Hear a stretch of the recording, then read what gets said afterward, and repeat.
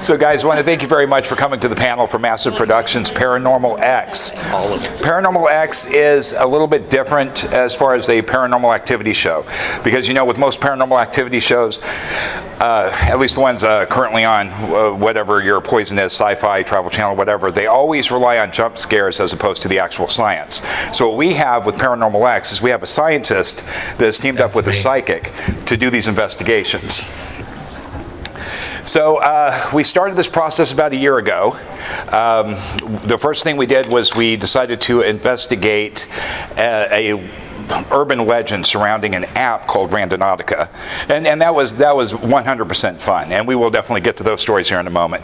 But first, I'd like to introduce everybody, or have everyone introduce ourselves to the crowd. Again, I'm Michael Sublett. I'm with Massive Productions. That's Ashten Peters back there. He's one of my camera operators. We are filming an episode of Paranormal X right now as we speak, so that's why you can see the cameras and you see a lot of the hecticness of us moving around. And we have Ele Divine. Hi, I'm Ele Divine. I'm the psychic of the show. You're not going to introduce me? No, that's fine. No, I'm Stephen Cobb.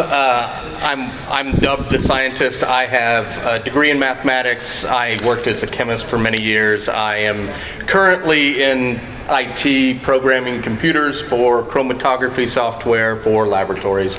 I do a lot of lab stuff. So scientist is really the best general statement for me. I'm Mary Stucker with Omega Paranormal Investigations. And my name is Morgan, and I am also with Omega Paranormal Investigations. And Paranormal X and Omega Investigations just partnered up for this project a few weeks ago. So it's a great privilege and honor to work with these guys. Why Paranormal X, Stephen? What is it that attracted you to the project? Oh, what attracted me to the project? Frankly, I just wanted to work with you so bad. Michael and I actually go way back, and he's posted other projects that he's done, and I've done some acting, and I'm always up for just about anything and have a high level of interest. But when he mentioned this particular one, I was interested because what he was looking for was someone that wasn't particularly a believer, but has an open mind. And that's a very thin category a lot of times. Someone that is willing to analyze with an open mind and just let the conclusions lead where they may. And I am at my heart a truth seeker. So wherever that takes me is where it takes me. So I tried to do my best to not steer the car too terrible much, because then I will take it to where I want it to go versus where it should be going. So I got to be a part of this project based on, I went to a goth barbecue. I know, strange situation, but I went to a goth barbecue, and my biggest thing is, what do I wear to a goth barbecue? But black. Yeah, well, I didn't wear black, but anyhow. So I went and did tarot card readings for the people there, and I was taped for the show.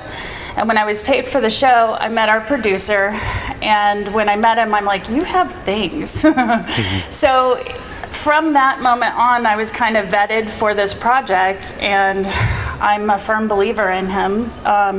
Great person to work for. And then I met Stephen, who's awesome sauce in his own right. We jab each other. You are recording that, we right? like Yes. each other, All of this is recorded. But basically, I've been dealing with spirits since the age of 8, so it was a way for me to unfold my gift and share it with other people and help with the project.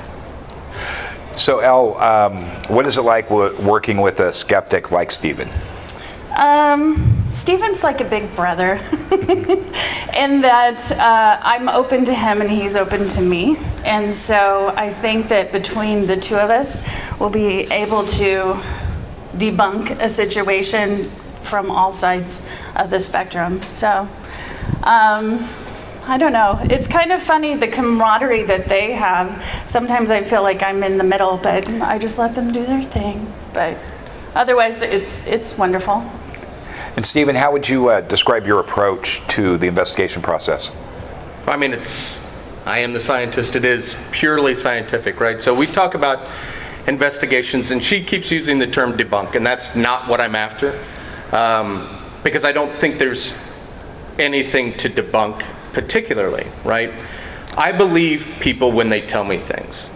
I imagine throughout the course of this we will come to actual charlatans. Anybody that's watching this that is thinking about signing up, that would be a bad idea with me. I believe people. I believe that when they tell me they see something, they saw something. So that's not what I'm debunking. I'm not debunking whether someone saw something or not. What I'm trying to get to is what they might have seen, why they might have seen it, and what caused this, what caused these feelings, what causes all of these things, right? Elle I find to be a very sincere person. And I'm generally speaking, a very good judge of people. So if she tells me that she feels something here, I will take that just like if I was in my laboratory and I had a sensor that went off, I will assume it's accurate. And then we will try to figure out why that sensor went off in that particular location. Stephen mentioned that he's going to use me like a barometer, which, I mean, obviously I'm a tool of the trade in a different type of way. I'm very open to what's there. And I do think that you're right, debunk's not necessarily the right word, but ascertain what we see, what we feel, what's going on with everybody present. I'm curious what Omega thinks about, because you guys have used your tools and different things like that. How do you think you will add to the team and tell me a little bit about what you guys have been through? Okay. Well, we've been... You can put your heads together and Yeah. answer if you want. There you go. We've been doing this for what, 3 years? 3 now? years, 3 yeah. years now, with Omega Paranormal. And we have come across a lot of different things. And our idea is not necessarily to debunk, because like you said, but we are very thorough about if we can find a natural reason why something will happen, we'll come across that and be like, hey, this could be what caused it or whatever. So any information that we put out that we say, yeah, we can't explain this, then it's because we can't physically explain it. Now, if somebody else can come along, like you, and say, hey, this is why that happened, then we're going to be like, okay, explain, and we take it away. So our process would be to add the investigator's side there and see what we can all confirm or deny or, learn about the paranormal. You got to say something. The mic's all the way over there. All the way over here. So yeah, we just look for the logical explanations on things. So if we can explain something like Mary said, we can explain it naturally, like something that occurs and it's not paranormal, we're going to do that. We're not going to put information out there that is not true. If we can explain it away, we're going to do that. We're not, I don't want to say, like the television shows that, like they said, jump scares and stuff like that. We're not going to do that. That's not what we do. So. Let's talk about the pilot episode of Paranormal X, which can be found on YouTube, on the Master Productions YouTube page. Shameless plug. Absolutely. We investigated Randonautica. So tell me the highs and lows of the Randonautica investigation. Okay, so I'll go with the lows first. So the lows, a lot of the times, I don't know, do you guys know what Randonautica is? Yeah, So we did a horrible job at that on the... Yeah, the Randonautica, do you want to? Yeah, let me... He's going to give the scientific version. Yeah, let me start. So Randonautica, it started as an app that a guy created that was just a random generator of a point. And then he got with somebody else, and what they decided was it was a good idea to build this into a metaphysical realm to where you have the app, you pick a type of area that you want to go to, and then you focus. Dun, dun, dun. Yeah, it tells you repeatedly to focus as you're doing it. As a bird flies on the app, like that. Anyhow. Yes, as a bird flies through. But you're supposed to focus on that and what you're trying to envision that you want to go find. And then it gives you a random point within a certain distance. You set the distance. And you're supposed to go to that point and you will find what it is that you had in your head, heart, and mind. So what makes this supernatural with Randonautica is the urban legend behind it. So you'll see a lot. It was actually a pretty big TikTok trend there for a while, where people would say their intention was scary, right? And then they would go to the destination and they would find a body. And there was actually one of these, I think it was in Seattle, with Randonautica, an incredible coincidence where they actually did come across a murder scene using Randonautica, and that's just what started the whole thing. A suitcase full of body parts. Yeah, absolutely, and it kind of went on from there. Makes me wonder what they were channeling. So, highs and lows for the Randonautica investigation. So there were words that we looked up, and there was nothing there. We'd go to the point site, and there would be an electrical system in the back of somebody's house. We'd go to a different one, and it was in the middle of a field. But there were two that, when we did our investigation, because we did ours separately, the two of us, like I did it with our producer, and so did he. So the first one is weird people. And I thought, okay, weird people. And then in the middle of nowhere, we ended up looking at a building of people that were there over the weekend. So nothing happened with weird people. We looked up fear, and unfortunately we ended up at a site where I felt a rape take place, which was not fun. Okay, but that was, to me, that was genuine. Then we went to another site where I was asking it supernatural. So you take a one-word phrase and you concentrate on that phrase. So I concentrated on supernatural. We went to the site location, nothing. They took us to the next site location, and when we ended up there, it was a car dealership, and I happen to know I used to work next to it. It shouldn't have been open. Why was it open? I don't know.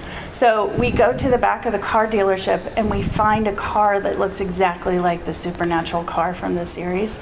So that was really awesome. I'm like, how in the world did how did that happen? So that was pretty awesome. But I think of the 8 to 10 that we did, 2 were valid. So to me, that was random. But what about you?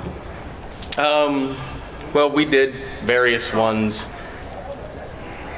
Again, as you go through it, again, my latest job really is a coder, and I've always coded, but that's now how I earn my living.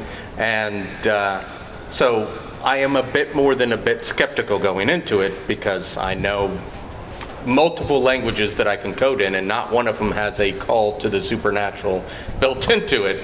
But some of them did skirt around the area, but it's that old adage, it's a con man trick, where you put the thought into somebody's head and then you send them out into the world, and of course they're going to find exactly what they're thinking of, because that's what they see. They wouldn't have seen it potentially had they not been focused on that particular thing. So I'm going to leave you all to go check out the actual video, because there's a couple of pretty entertaining engagements throughout there.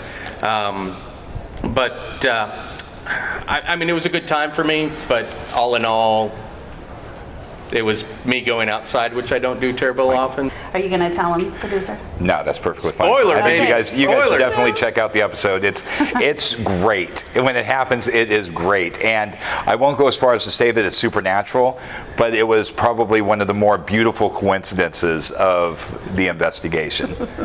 So this question will be for all of you guys. What would be the perfect supernatural score for you? What would be the dream supernatural score? Omega Team, you as well. Well, I think definitely one that has a lot of activity and that we can identify as a haunting. But I know that all things are energy, so I'm looking at Stephen because I'm not going to call it ghosts. But there are definitely supernatural things out there, and I think what we do is valid. And with all of you who are like, yes, I've had a paranormal experience, it's important that we put that kind of on the map, but in a more legitimate way. Or, I don't know, what would you say? I'm gonna hit cleanup here and let our partners in on this. Oh, man.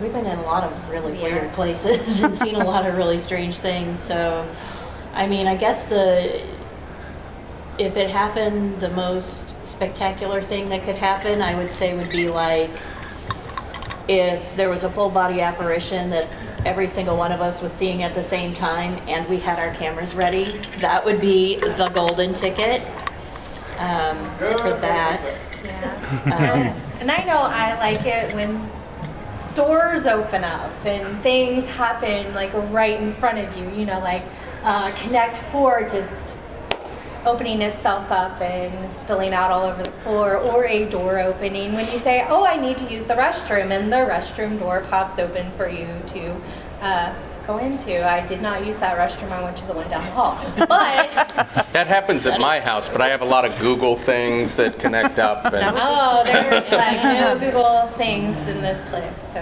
okay. Well, can I share one really recent incident that happened to us on an Please investigation? do. Please do. Okay.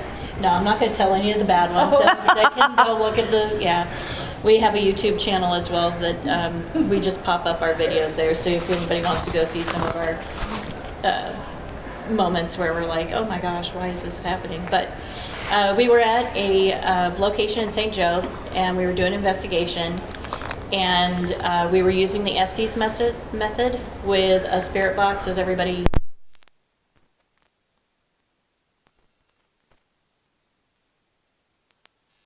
that with the noise canceling headphones on, and it was just running, and I get the message, stand up, because I was sitting on a bed.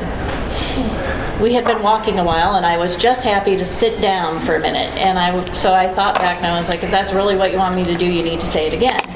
And it comes across, stand up. And I was like, okay, fine. So I stand up, turn around to look at the other girl who was sitting on the other side of the bed. And I barely get out. They want us to stand, and the bed fell. So we're like, okay, that's weird. So then all the guys in the team are like, okay, well, let's fix the bed. There's slats underneath it most likely, and probably one of them fell down and just got, catty cornered. So we take the mattress up. There's boards right beside each other all the way down, and there's these two boards that are on the bottom underneath, and I'm like, well, that doesn't make any sense. We had to take the boards out to put them back up because there was no wiggle room. So we can't figure out how those boards fell down. I would love somebody to come out and go, this is how that happened. Can you do that? oh, I'd be able to. Yeah. Because we don't understand that. There was no side to side. They are flush against the bed frame. So it wasn't like they were barely hanging on the frame. I mean, they were right up against because the owners wanted to make sure if somebody was sleeping in that bed, they don't have an accident. So they were very good about shoring it all up. And yeah, can't understand how that happened. So that's kind of pretty close to a really golden ticket. That was Do you pretty know good. how that would happen? Well, there's plenty of ways that could happen. I would have to be there to ascertain the Yeah. actual We'll have to do place. that. Yeah, absolutely. 'Cause, yeah. Well, and so one thing I keep telling him I'm going to do, so I'm just going to do it. Words are very important, right? So when you say ghost, when I say ghost, it might mean something different than when she says ghost, which is why we kind of are ducking some of that. And so what I keep telling him is we need to get a paranormal lexicon. See how I did that with the X in it? A lexicon, which would be a list of the words that we're going to be using and the definitions that we will be using for those words, right? Because I don't believe in paranormal by its definition. It's something science can't explain. I don't believe that anything exists that science can't explain. I believe there are plenty of things that science doesn't explain. That doesn't mean in a million years they won't explain everything that we're speculating on. So I have an issue with that word, but when we start to use it, we will start to redetermine it by things that currently science doesn't explain versus can't explain, and then it can be brought into my vocabulary. So for me, the ideal, the golden ticket, because I'm a scientist, is a verifiable, repeatable, reproducible result. That by scientific method, that is exactly what you need to assure that you have exactly what you thought you had. Now, that doesn't mean that you have a particular thing just because you thought you grew a tomato 12 times, but you can always grow the exact same thing.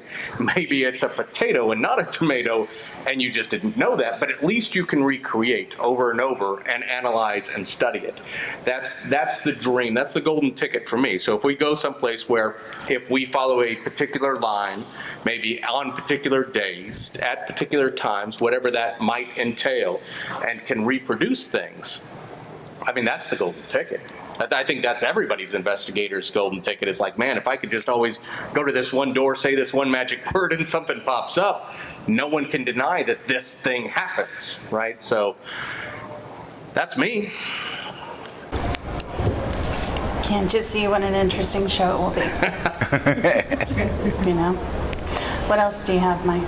Cool. I'd like to know from each of you, and I think our audience would too, what got you guys started on the paranormal path? So I've been on the paranormal path since an early tragedy that happened to me as a kid, where I had an out-of-body experience. And when I had that out-of-body experience, I went someplace else. And when I went someplace else, it was fifth dimensional, with spirits where I felt safe. And when I came back, they were with me. When they were with me, I started seeing them since the age of 8. So it's interesting how when you're a child is definitely different than when you're older, and how you process that, how open you are to it. So over time, it's nice that I've got to the point where I can turn it off when I need to and turn it on when I need to, but boy, it took a while. I mean, before this, which I haven't talked about an entire amount, there's a reason Michael reached out to me.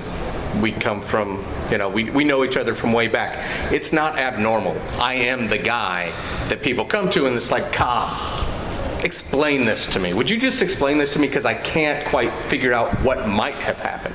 Now, I can't explain it and tell you that this is what happened, but I can give some rational thoughts at all times. I had a buddy of mine a while back come to me and tell me, I had a paranormal experience. I had ghosts, and I went there and we had all these readings and it kept sucking out the batteries, and of course all of that is very explainable. He's like, I had a conversation with someone that told me that they were from 200 years ago. Explain that one, big guy.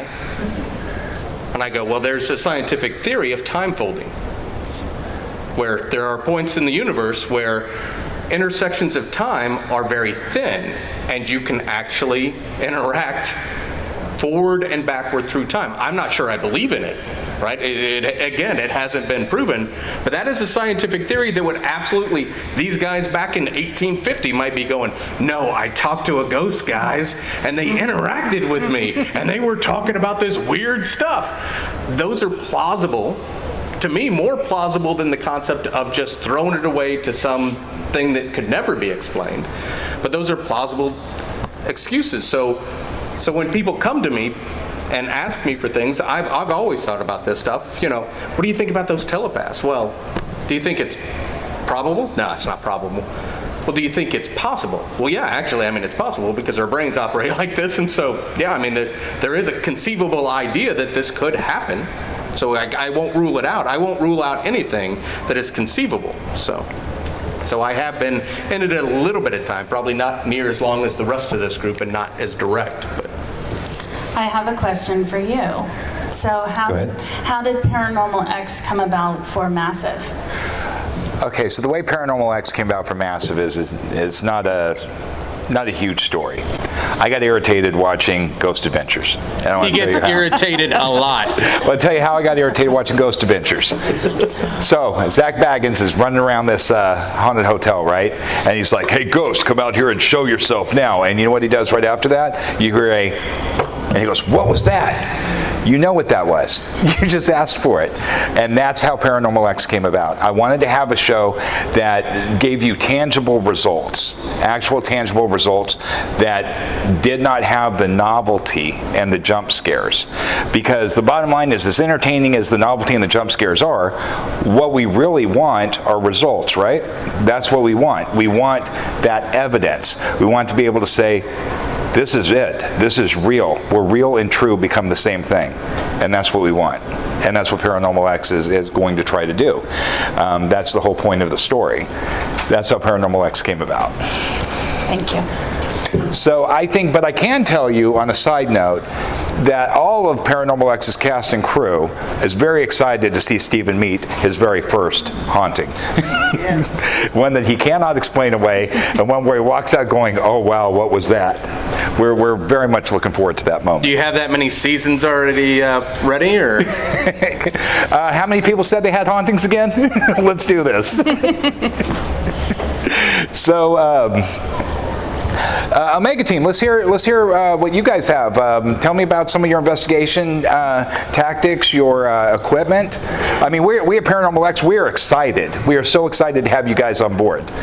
Well, we're looking forward to it too. So basically, like we were saying, is we look, and if we find something that we can't explain, we start trying to figure out how we can explain it.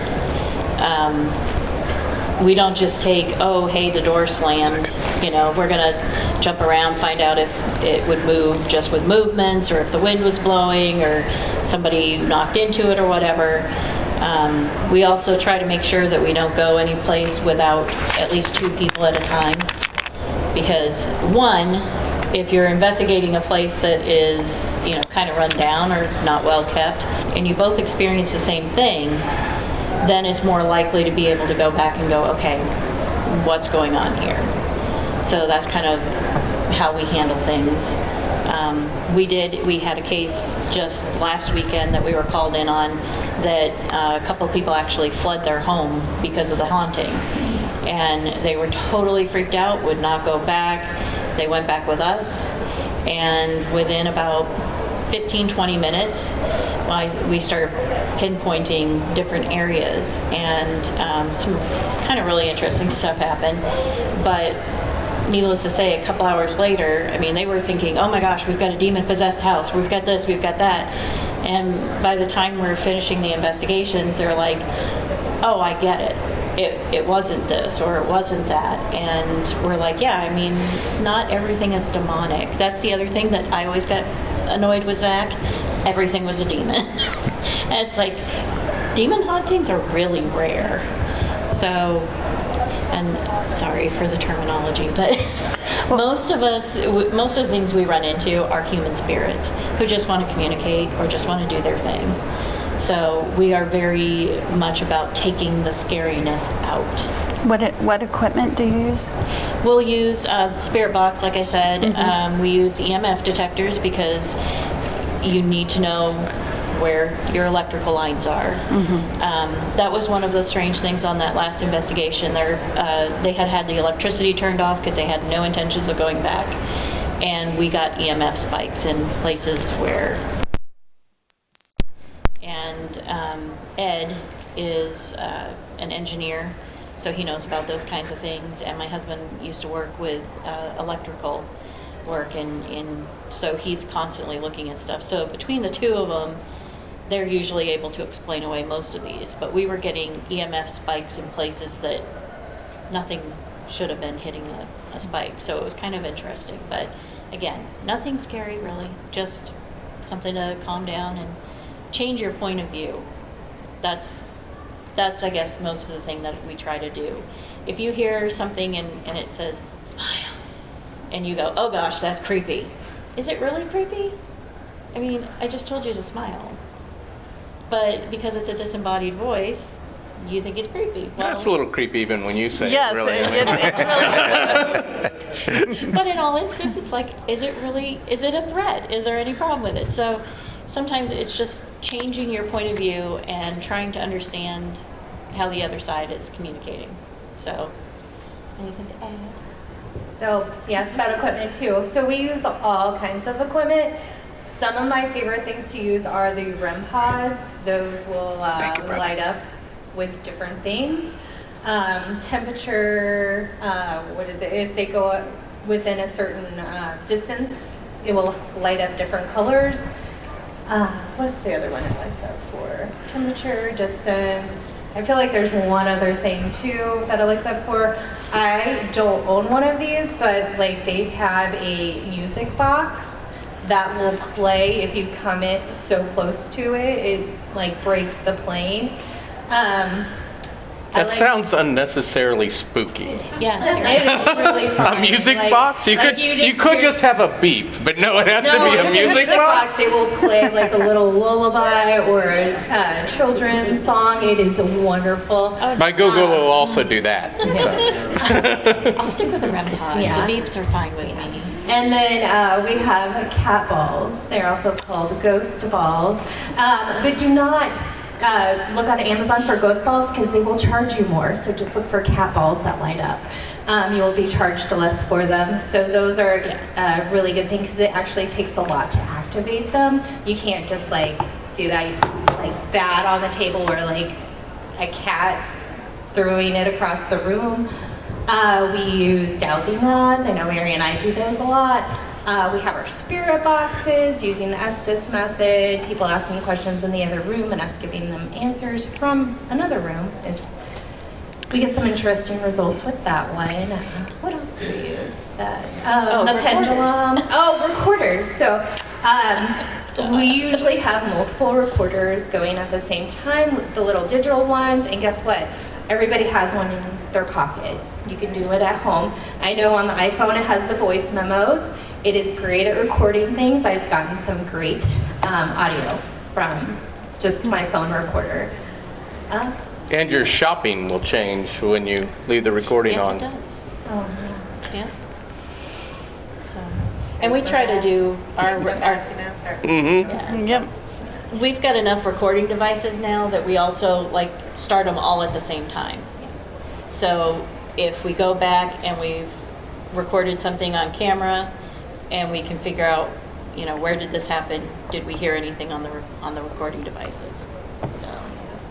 And we also use a laser grid, so we'll point that towards a wall. If anything breaks that plane, we're able to see that. There's usually a digital camera also pointed at that, because sometimes we don't see that. And sometimes the camera picks it up. We kind of use cameras a little bit, but mostly static cameras, so they're at one place, at a certain place, and we don't really move around a lot with them.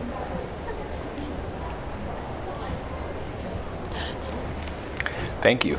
See, I'm excited. So to touch on some of those points, right? So Yeah, here we so go. some of the equipment, right? Some of them I will give more weight to than others. Yeah.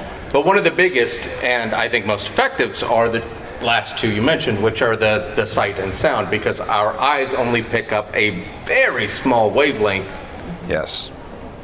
distribution between two things, and there's so many more wavelengths. So the concept of, you know, someone with extrasensory perception is exactly that, which is just potentially could hear or see outside of what normally people can hear and see.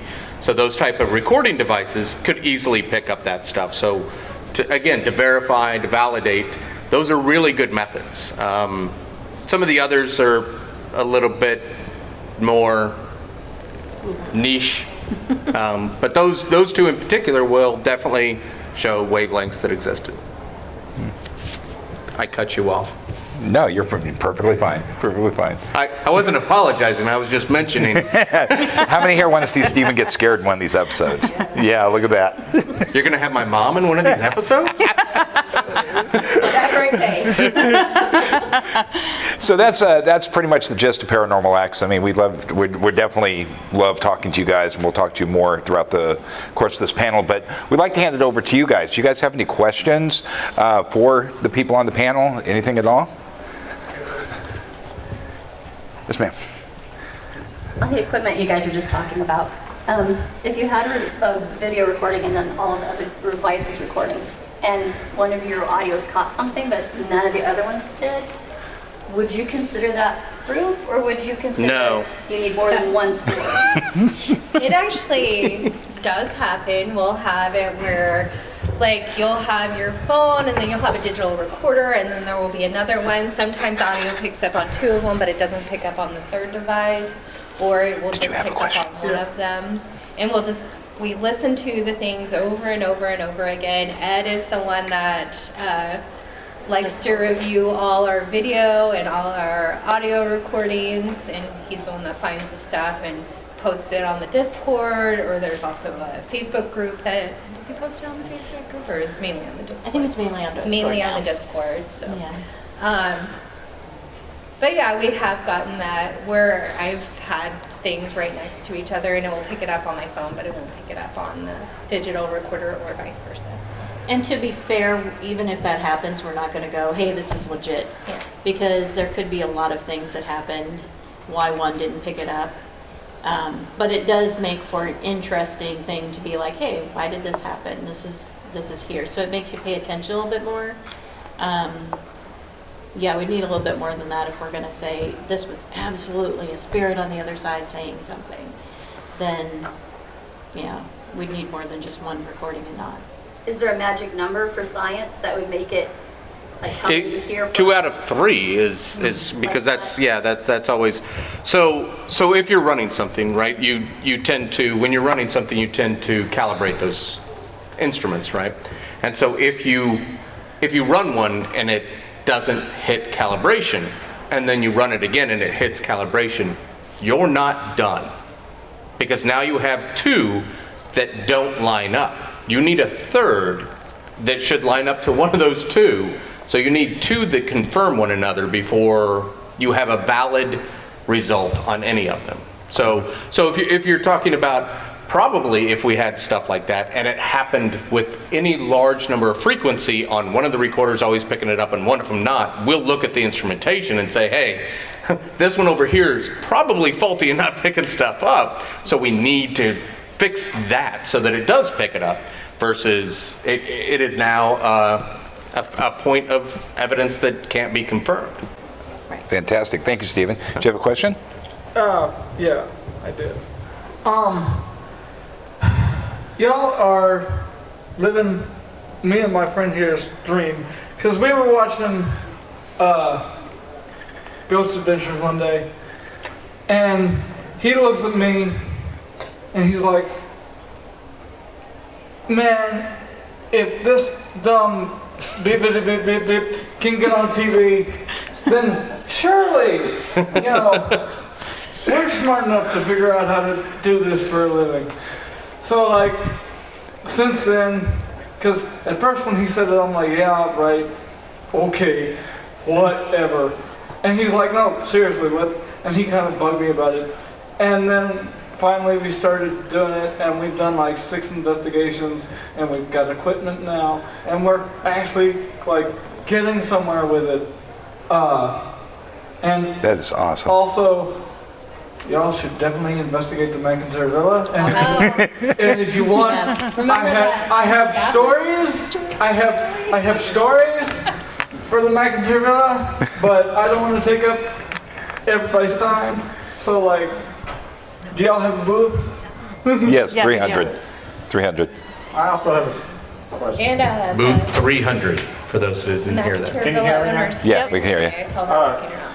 So good. Paranormal Research Institute uses the random number system, where they will actually run a random number generator, and whenever it starts going off, that's when things start happening, and then they correlate data. Would you consider that as some kind of validation? Because what they tend to do is they have cameras, the voice recorders, and then the random number generator is on site, but it's not actually during the investigation. They have static cameras as well. And then when, basically it'll bounce back and forth, and then once it starts pinging one way or the other, then they start looking to see if something is happening. They log it, and then say they hear a door close in a different section and something moves on the camera. That's like possibly 3 different sources. Would you consider that validation? That's what I'm asking. I mean, yeah, those are validations of events happening Right. to start with, right? Which is what you have to, that's always what you have to start with. Right. And then you start investigating those situations. Yeah. So, other questions? Okay. Yes, favorite child? I don't know if I qualify for a favorite child. I do have a question for the ghost hunters. You made a comment earlier that that rarely were hauntings demonic in nature. And I'm curious as to what traits you would put into that classification of haunting and what makes it demonic, and if you've ever had any personal experience with that. I like that question. Thank you, favorite child.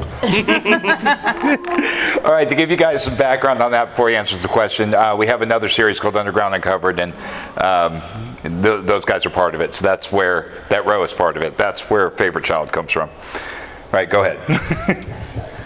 Okay. First, was any of you at The Conjuring last night? Yes. Okay. Have you ever seen the movie? If you weren't there last night? Okay. So there are a lot of things that must happen before. I'm pretty much the one on the team that's going to decide if we have a demonic or not. When those things comes up, they get sent to me. There's the smell. There are things that are being done that, not like the whole, oh, somebody got scratched. Well, yeah, can you reach that area? Then, yeah, I'm going to start looking into it, figuring it out. There's a lot of questions we ask. Anytime somebody comes to our team and says, hey, somebody's got a demonic haunting, we start with a lot of different questions. I find out about their mental status, whether or not they've been medicated. We had a guy, just to give you an example real quick, we had a guy that was sent to us because somebody said, oh, he's got a possession. No. Turns out the guy's telling everybody, well, I have these days where I get up and I just feel so lethargic, I just can't get off the couch. And then other times, I just, for no reason, I get angry and I snap at people. Well, I'm thinking, that can just kind of happen as a human. So probing a little bit deeper, I find out that he'd gone 6 months ago to the ER, and for whatever reason, the ER determined he was diabetic and put him in metformin. He had never gone back. The ER doesn't give you 6 months worth of metformin. He had never gone to another doctor. He'd never taken care of things. Guess what 2 things are really common for diabetics? It's like, no, why didn't you ask him if he's on medication before you start saying, oh, he's demonically possessed? So there's a lot of questioning we go through before that. And yes, I have found demons before. Yes, we have dealt with them.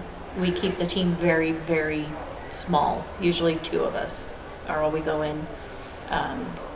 Because it's not something you want to expose other people to. Demonic hauntings are very serious. You don't come out on the other side of those the way you might think you do. Yeah. Thank you. So we just hit the 5-minute warning, guys. So Paranormal X squad. I want to hammer that down, though. So what makes a haunting a demonic haunting? I mean, I don't do demons, so I don't know. Just assume that it's a haunting. I'll concede the point that it's a haunting. What makes it? How do you know it's a demonic one versus a non-demonic one? That's a good question, but you have 3 minutes. I was going to say, there is no way I can answer that. There's not like just That might be an after the criteria of panel some sort. conversation. Yeah, there's You- no check boxes. You just have to feel it as opposed to, it has to be violent, it has to be, There's more to that. Like there's definitely layers. I think most people have negative attachments to them, and I don't Yes. preface what I see as ghosts because a lot of it, there are so many different layers of what's on the other side. And demons are kind of very rare, thank goodness. But at the same time, people have their demons, and that's not necessarily a bad thing either. It depends on what's attached to people. It could be a negative attachment. Removing a negative attachment is something that's serious and can, have health Right. repercussions on the person who takes it away. But there's more layers to it. Yeah. so the answer is just, I mean. No, there's an answer. just- It's just going to be a longer conversation. it's a longer than what we answer. have Yeah, for that's 2 fine, minutes. that's fine. And I tend to be a little leery about talking We will have about tons it. of time to talk about it. I'll get my We'll probably answer, be sorry, sitting but I will get my somewhere.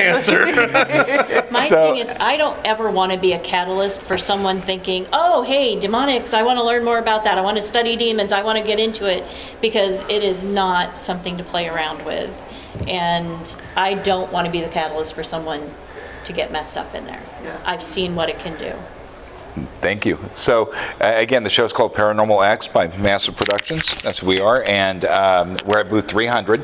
So definitely stop by. You can grab a business card. You can take a look at the trailer, see if you like it.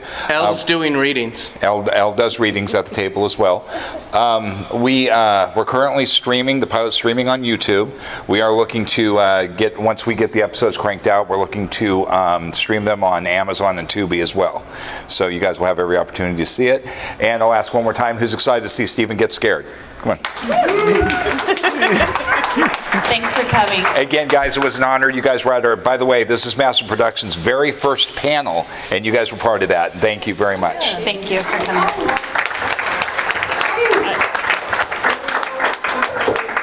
Thank you. Hey, fantastic job. Fantastic job. You guys did great. I don't ever want to be a catalyst where someone might go. I just knew the question, and I knew that your answer guys- didn't touch it. You guys did great. Address that. Yeah. Well, and that was the same panel. That's what You guys did great, first of all, and second.